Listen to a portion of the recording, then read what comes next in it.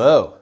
Welcome to class number 6 of AP World History. My name is Jason Epand, E-P-A-N-D. If you want to know how to spell my last name, you think of the word panda. Get rid of the A at the end and an E at the beginning. Got it. Anyways, today's class, we're going to finish the chapter on Persia. Then we're going to start the beginning of classical China, which is the explanation of the great schools of thought that permeated throughout China in the few hundred years before the turn of the millennium into the Common Era. But for now, I ended last class with praising and spreading the glory of the Persian Empire and its greatness But I said every great empire unfortunately sees its downfall, and it was the same with Persia, unfortunately. Now, where does it stem from? I mentioned before that the notion, and I mentioned in last class, that there was a great commonwealth of all these different ethnicities within the Persian Empire. Law and justice and proper administration leads to political stability. But unfortunately, and with political stability comes public works and the creation of these great projects that are going to benefit all people. But unfortunately, as time goes on, intolerance increased. The idea of military expansion leads to a great deal of acrimony between the Persians and other states that are emerging to the south. And leaders are not as great as those in the past. And one of those leaders is Xerxes. Maybe you've seen the movie 300. Seen the movie 300? You know the dude, the Persian dude who's like 20 feet tall and a bald head and blah, blah, blah. It's actually the same actor who was in Lost, by the name of Rodrigo Santoro, who the fans of Lost hated. Anyways, that's besides the point. The point is that Xerxes. Xerxes was a major a-hole, and he reigned from 486 to 465 BCE. He retreated a bit from the policy of cultural toleration, and he created a great deal of ill will and rebellions amongst the peoples within the empire, all right? And there was no greater way to cause ill will than to go to war against the next largest state, and that would be Greece, which we're going to talk about at a later point. Okay? This was the Persian Wars, which occurred between 500 and 479 BCE. I talk a great deal about the Persian Wars when we talk about Greece, so I'm not going to talk about it too much right now. Let's just let it be known that the Ionian Greeks are rebelling against Persia's attempts to push themselves into their land. Unfortunately for Persia, they will fail to completely conquer and overwhelm the Greeks. So the Persian Wars were a bitter failure for Persia, and you could say a success for Greece in the sense that they maintained themselves, their integrity. Okay? After that, basically, the idea of expansion and times economically are not as good as they were. Persian society goes downhill until a point in time in you would say the mid 300s BCE, when a certain young gent by the name of Alexander, he of Macedon, invades the Persian capital city. I didn't mention this in the last class. The Persian capital city is Persepolis. Capital P-E-R-S-E-P-O-L-I-S, Persepolis, which was turned into which was the title of a great little black and white Iranian animated film a couple years ago. Anyways, Persepolis. Alexander of Macedon, Alexander the Great, invades Persepolis in 331 BCE and defeats Persia in the famed Battle of Gaugamela. Gaugamela, capital G-A-U-G.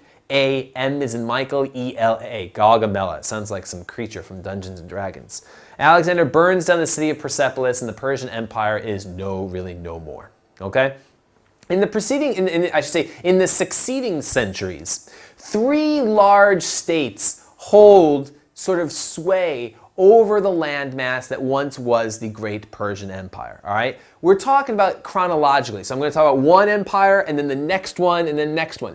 These all three, they don't perfectly blend into one another, and there are other states that exist during this time as well. But when we think about the succeeding of the Persian empires and the ones who sort of carry on the torch and the flame of the Persian Empire, these are the 3. Now, the key thing about this is that all 3 of these empires maintain the Achaemenid system of administration. They all maintain the Achaemenid system of administration. Okay? The first is called the Seleucid. The Seleucid Empire inherits most of the Achaemenid Empire when Alexander dies, okay? Like I said, they maintain the Achaemenid administration, but eventually they lose control of native Persia, all right? And Iran, actually the land of it, breaks away. Then you've got the Parthians, capital P-A-R-T-H-I-A-N-S. The Parthians are based in Iran and they extend to Mesopotamia. Their most famous ruler is a guy by the name of Mithridates, capital M-I-T-H-R-A-D, capital M-I-T-H-R-A-D-A-T-E-S the first. Mithridates rules from 171 to 155 BCE. Okay? And then finally, the last group are the Sassanids. The Sassanids are originally from Persia, and they ruled, you would say, the Persian area. They toppled the Parthians, I should mention, and they rule the area from 224 to 651 CE. Okay, they're known for their great deal of trade at this time with India and China. Lots of crops coming in. The top point of the Sassanid Empire was during the rule of Shapur, S-H-A-P-U-R the first, from 239 to 272 CE, when the Sassanids and the Roman Empire sort of exist quite well together. The Romans were going through their era of the barracks emperors, and at the time, the Sassanids were as strong as the Roman Empire was. Unfortunately, in 651 CE, the Sassanid Empire goes bye-bye because this is a new spirit, a new little thing on the street called Islam that's becoming quite popular, and the Islamic Empire swallows up the Sassanid Empire. Now that we talked about the rise and the fall of the Achaemenid Empire, let's move on now and talk about the Imperial Society and the economy. Persian people typically are known for being nomadic, and they like to live in clans, at least historically in the classical, pre-classical times. That's the way it worked out. Okay. Obviously, when you have an administration that's that involved as the Achaemenid administration, you need your bureaucrats to be well educated, and that was the case. The bureaucrats were well educated. Okay. The majority of Persians are free people.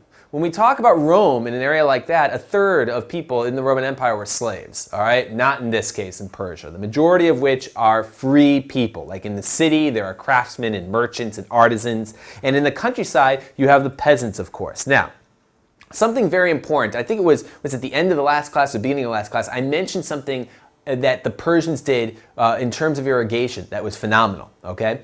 In the countryside, peasants built these underground canals. These canals are called the Qanat, Q-A-N-A-T, all right? And these are the underground canals that would irrigate the land and provide for a great agricultural harvest. It's not as if Iran is known for its great soil. No, it was the Qanat that made the soil fantastic. And agriculture is the basis of the Persian economy, okay? And it's going to continue to be so for a long time until a group of Mongols come in the 13th century and they unwittingly destroy the Qanats, and that's very bad. And we'll talk about the ramifications of that at a later point. Okay? Yes, there are slaves in the Persian Empire. Of course, these are people who are prisoners of war or debtors, but nowhere near the numbers as you would see in Rome or even in a place like Athens. Okay?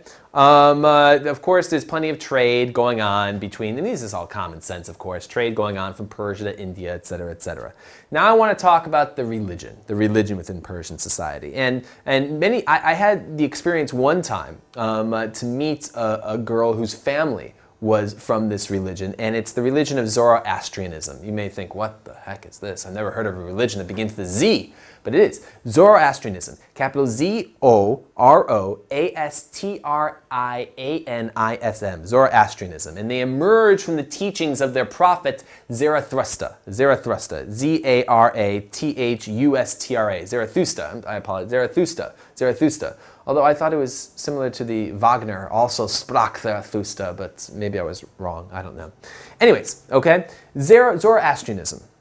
Zoroastrianism, before I talk about the teachings, let me mention a couple of aspects about it. The Zarathustra wrote a great deal of hymns in honor of the deities and the spirits, and those are called the Gathas, capital G-A-T-H-A-S, the Gathas, okay? The Gathas are preserved later in writing by the sort of educated officials of the Zoroastrianist religion, and they are called the Magi. M-A-G-I, the Magi. They're the ones who preserve the Gathas, okay? And all of the teachings of Zoroastrianism is compiled into their form of the Torah, the Jewish Old Testament, and it's called the Avesta, capital A-V-E-S-T-A, the Avesta. And it's compiled during the Sassanid dynasty, remember, which was the third of the three succeeding empires after the fall of the Achaemenid Empire. Okay? As far as the teachings, this is about as deep as we need to go. there are basically, it's basically this fight between this supreme god of light, and his name is Ahura Mazda. A-H-U-R-A, Mazda, like the Japanese car, M-A-Z-D-A. Ahura Mazda, okay? Ahura Mazda is his chief benevolent deity, and there are these 6 lesser deities, okay? And they are in constant battle with the darkness, right? The evil man. And that's Angra Mainyu. Capital A-N-G-R-A, Mainyu, M-A-I-N-Y-U. And that's evil, all right? So we have a constant conflict here, okay?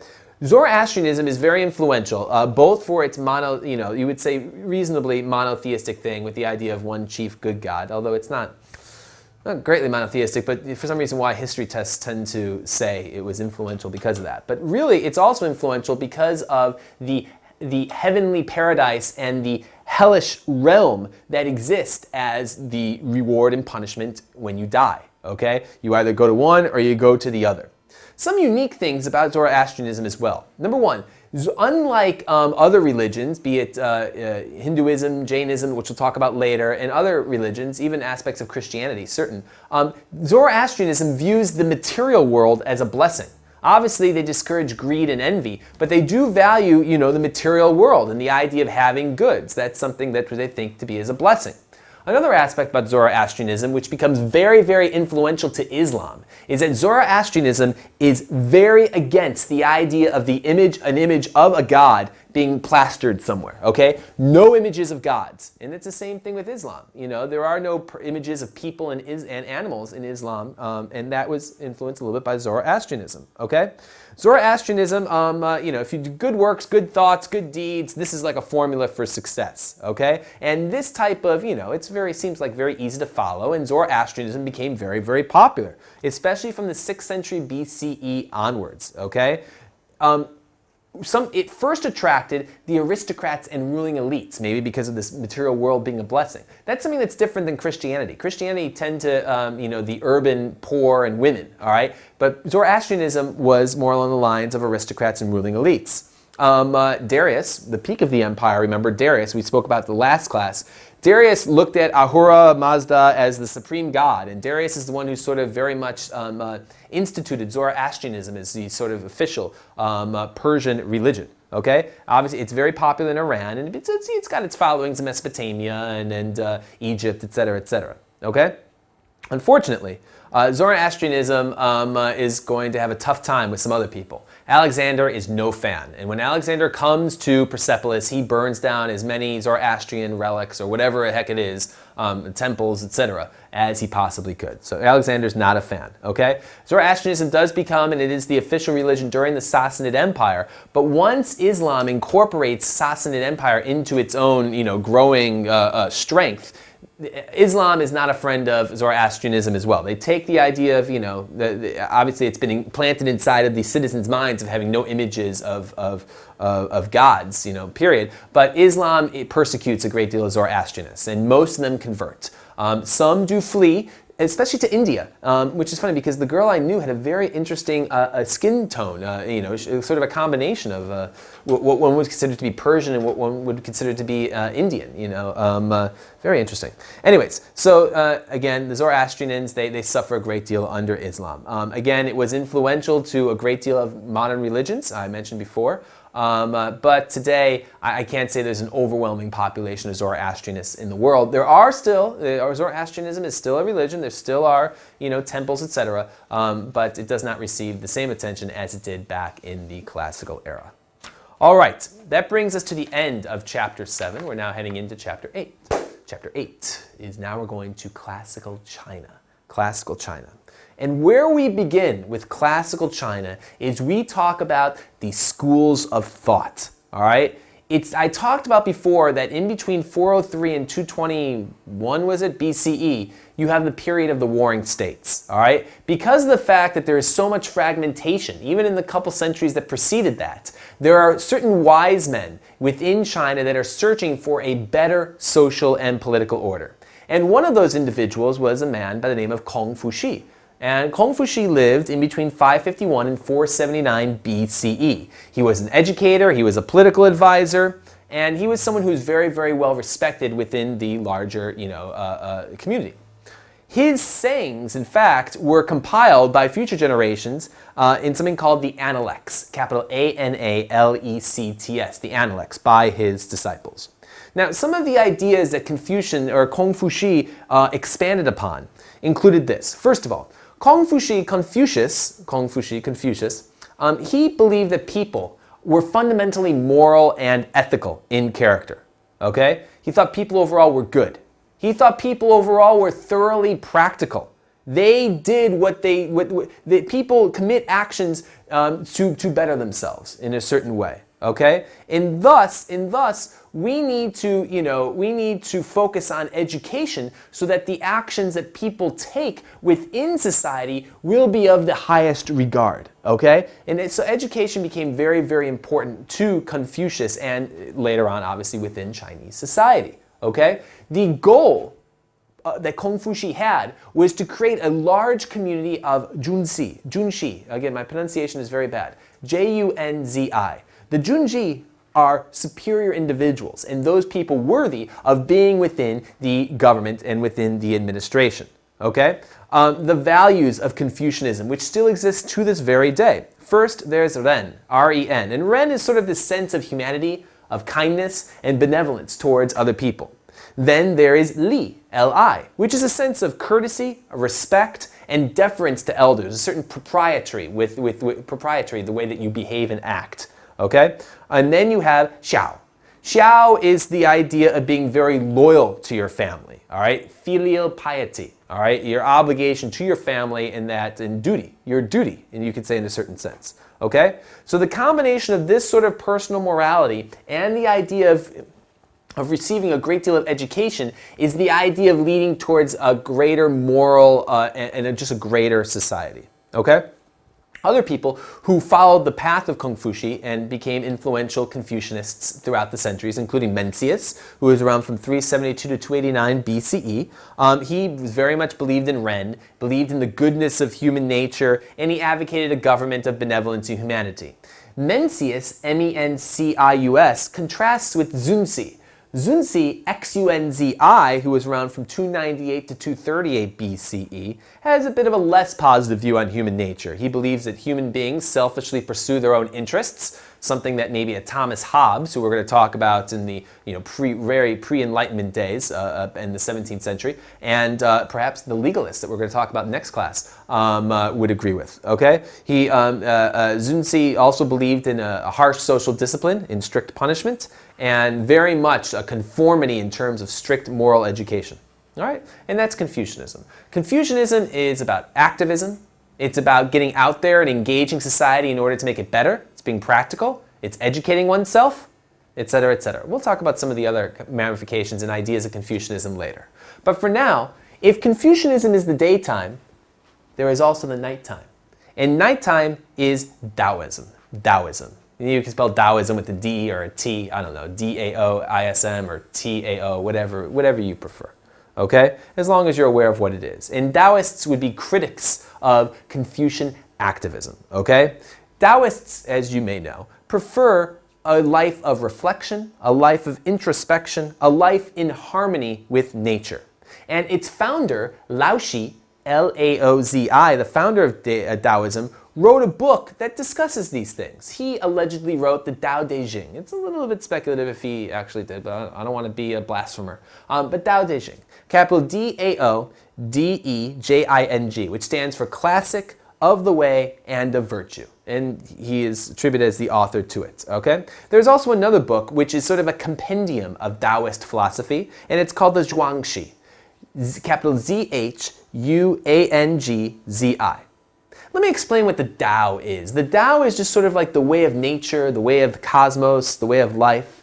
It's not an exact concept. It's a very elusive concept. It's sort of hard to grab onto, but it's a sort of eternal principle governing all the workings of the world. All right? Tao, as it exists, is very passive. Right? It's very yielding. It lets things by. Okay? It's the idea that it does nothing, but by doing nothing, it accomplishes everything. Contrast this to Confucianism, which is all about, engaging and acting right now. Okay? So obviously, Taoists believe that humans should tailor their behavior to the passive ways of the Tao. And the idea basically is that ambition, activism, has only brought the world to chaos. We don't like that, okay? Instead, we should act with the idea of wu wei in our mind, W-U-W-E-I, wu wei, which is basically a disengagement from worldly affairs. Allow the world to conduct itself and to move as a sort of clock, okay? But you should live a very simple life, okay? Thus, the Taoists advocate small, self-sufficient communities, okay? The Tao, again, very much a counterbalance or to Confucianism. Confucianism daytime, Taoism nighttime, and people in their own daily life, they took on both. During the day, they acted as if they were this, and during the nighttime, they became more like that. It's just, they worked well with one another, okay? I said about 10 minutes ago that I was going to get to legalism next class, but you know what? We're going to do it right now. Legalism. Legalism is the third of the major social and political orders designed by Chinese, a variety of Chinese individuals during this era, okay? Legalism is pretty hardcore. It's pretty hardcore. It's all about practical and efficient statecraft, all right? They're not concerned with ethics. They're not concerned with morality. They're not concerned with the principles governing nature. No. All they care about is the strength of the state. And what comprises the strength of the state? Agriculture and military. That's it. Okay? They do not believe in commerce. They don't believe in business and trade. They don't believe in education. They don't believe in learning all these, unpractical theories, etc., etc. They definitely don't believe in the arts. Poems, plays, any type of theater back then, they would hate all of that. Why? Because these things would provide independent ideas, and that's the worst thing they can do. In a legalist society, the individual does not matter, okay? It's all about harnessing the self-interest of the people and pushing that energy towards the needs of the entire state. And for that reason, legalists were very much advocating public works, that millions of our people should dedicate themselves to providing for some type of great public work. And the great public work that the legalists greatly worked on while they were in power, and I'll get to that in a moment, was the Great Wall of China. And we'll talk about that in a little bit, okay? Legalism, it's very much about oppressive social responsibility. And when I talked about Hammurabi's law code, I talked about that idea of social responsibility. Legalism takes it to the next step. I mean, we're talking about, if you take, a little bit of food that you're not supposed to, maybe fingers would be chopped off or hand would be chopped off. I mean, this here, harsh penalties for even the most minor of infractions. Collective responsibility before the law. You're all responsible for what happens, okay? It's not that this is a very popular form, but it was successful, and we'll get to that in one moment. Let me just mention a couple of people associated with legalism. First of all, Shangyang. Shangyang, from 390 to 338 BCE, was the chief minister of the Qin before they became a dynasty and before they became this great empire, all of China, and legalist writer. And then you have Han Feizi, and Han Feizi is around from Han Feizi, capital F-E-I-Z-I, from 280 to 233 BCE, and he was very well-known legalist writer. Okay? I mentioned the period of warring states. We're now moving into the idea of the unification of China. Okay? The unification of China was done successfully by the Qin. Q-I-N. But the Qin were not good time people. The Qin are legalists. They're hardcore legalists. Originally, they're from Western China, and they adopt legalist policies. All right? They've got a very strong economy because their agriculture is very, very good. They've got a strong army that's equipped with iron weapons. And bit by bit, they conquer other states. And in 221 BCE, they unite China. However, the Qin are only going to last for 14 years. That's right. It's a 14-year dynasty. But to this day, this dynasty is extremely famous in Chinese history. Okay? The ruler, their first emperor, and really the emperor that mattered more than most, more than the rest, was Qin Shi Huangdi. All right, again, my pronunciation is bad, but Q-I-N and his name, S-H-I-H-U-A-N-G-D-I.